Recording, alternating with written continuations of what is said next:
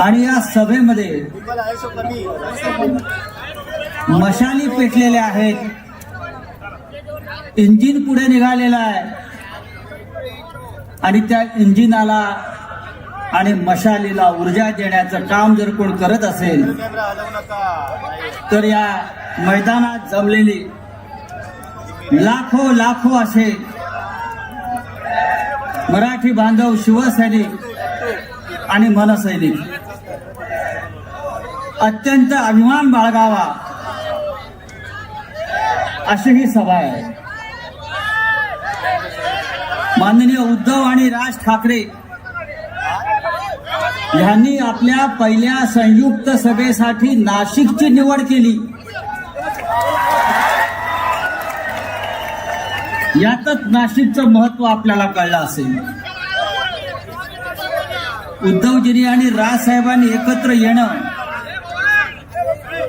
ही फक्त राजकीय घडामोड नाही, तर महाराष्ट्राच्या मनातली आग बाहेर पडण्याचा हा क्षण आहे. ही आग आहे बोल ना. आणि दोन राज आणि उद्धव साहेब एकत्र आल्यामुळे ही आग बाहेर काढण्याची संधी आपल्याला मिळते. आवाज काय हे नाशिक आहे, ही नाशिक क्रांतिकारकांची भूमी आहे. कॅमेरामध्ये बोलते त्याचं पण आवाज येते. ही नाशिक एक मिनिट. वीर सावरकरांची भूमी आहे आणि ही नाशिक श्रीरामाची सुद्धा भूमी आहे.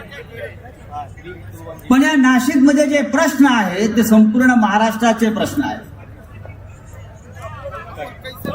कुंभनगरी, लवकर जिथे कुंभमेळा होईल आणि या कुंभच्या निमित्तानं जो भ्रष्टाचार या नाशिक शहरामध्ये माजलेला आहे तो या हिंदुत्ववाद्यांना शोभणारा नाही. मला आत्ताच कोणीतरी सांगितलं, कुंभाच्या निमित्तानं 50,000 कोटीची कामं निघाली आहेत राजाभाऊ, 50,000 कोटीची. आणि ही सगळी कामं महाराष्ट्राच्या बाहेरच्या कंत्राटदारांना, खास करून गुजरातच्या कंत्राटदारांना मिळत आहेत.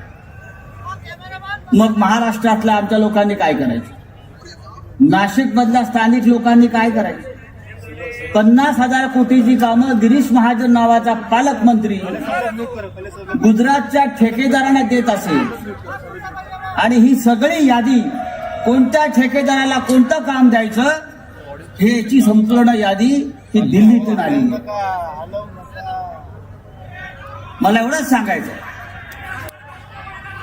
की जी आश्वासन या नाशिकच्या बाबतीमध्ये आतापर्यंत आपल्याला मिळालेली आहे ती सगळी फोल ठरली. स्मार्ट सिटी करणार होते नाशिक, स्मार्ट सिटी. 100 जी शहरं काढली स्मार्ट सिटी बनवण्यासाठी त्याच्यामध्ये नाशिक होतं. आणि 31 डिसेंबर 2025 पर्यंत या स्मार्ट सिटीचं काम पूर्ण करण्याचा निर्णय झालेला होता. पण आजही नाशिकची अवस्था ही पाटणा आणि लखनौपेक्षा वाईट आहे. जाऊन रस्ते बघा, पाणी पुरवठ्याचे प्रश्न बघा. नाशिकमध्ये 5-5 दिवस पाणी मिळत नाही लोकांना. पाण्याचं खाजगीकरण करण्याचा विषय सुरू आहे. कोणासाठी? तर ठेकेदारांसाठी. या राज्याचे मुख्यमंत्री देवेंद्र फडणवीस यांनी नाशिक शहर दत्तक घेतलं होतं. दत्तक घेऊन केलं काय? सावत्र भावापेक्षा वाईट अवस्था देवेंद्र फडणवीस यांनी या नाशिक शहराची केली. आज नाशिक शहरामध्ये सगळ्यात जास्त उपलब्ध असेल तर ते अंमली पदार्थ, ड्रग्ज. शाळा आणि कॉलेजच्या टपरी बाहेर जा, तिथे तुम्हाला मोठ्या प्रमाणामध्ये विद्यार्थ्यांपर्यंत ड्रग्ज पोहोचवलं जात आहे, अंमली पदार्थ पोहोचवले जात आहेत. आणि याचा सामना करण्यासाठी शिवसेना आणि महाराष्ट्र नवनिर्माण सेनेनं या नाशिक शहरामध्ये सगळ्यात मोठं आंदोलन उभं केलं होतं. हे मी आपल्याला यासाठी सांगतो, ज्यांच्या हातामध्ये आपण नाशिकशी सूत्र गेल्या 10 वर्षापासून दिलेले आहेत त्यांनी नाशिक शहराची पूर्ण सत्यानाश केला, पूर्ण विल्हेवाट लावला.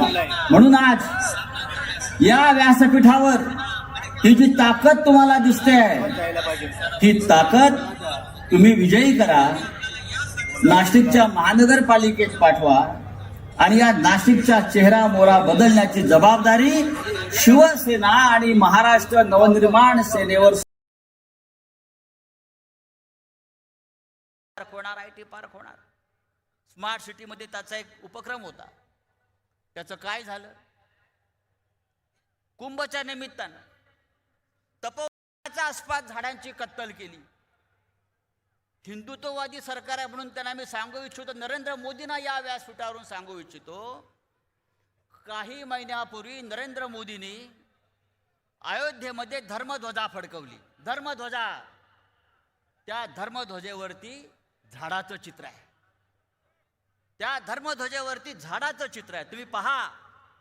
आणि या श्रीरामाच्या भूमीमध्ये तुम्ही बिल्डरांच्या सोयीसाठी 2000 झाडांची कत्तल केली.